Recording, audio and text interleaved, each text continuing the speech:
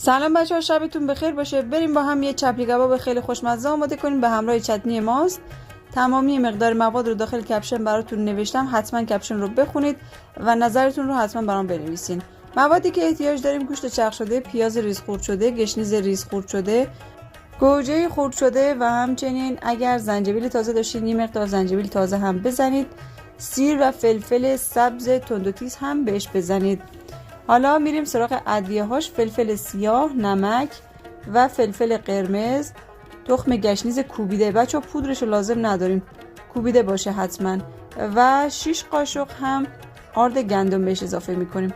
اگر طعم زیره رو دوست داریم میتونید یک مقدار زیره هم بهش اضافه کنید که من نکردم. مواد رو آماده کردم میذارم کنار. حالا مواد چتنی رو در تصویر میبینید بچه. یه مقدار گشنیز و نعنا و سیر و فلفل، همه اینا رو ریز خورد کنید. اگر دستگاهتون این مقدار رو خورد میکنه بندازین تو دستگاه و ریز خوردش کنید. بریزین داخل یک مقدار ماست و خوب مخلوطش کنید. یک کوچولو نمک هم بهش بزنید. این از چتنی ماستمون. حالا دستتون رو با آب خیس کنید و به اندازه یک نارنگی از مواد چپلی کبابتون بردارین، تو دستتون شکل بدین و در روغن سرخ کنید. حرارتتون هم تقریبا کم باشه که کاملا مغز پخت بشه. اینم از چتنی ماست ما به همراه چپلی کباب خیلی خوشمزه‌مون. بفرست برای رفقات.